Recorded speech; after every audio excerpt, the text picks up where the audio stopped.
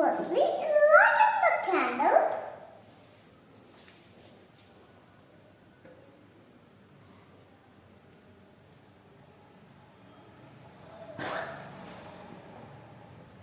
And put the glass over the candle. What you will see, the flame will die out soon.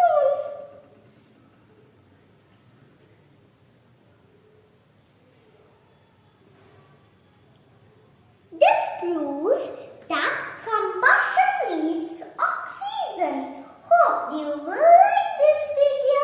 Now we will meet in next video. Till then,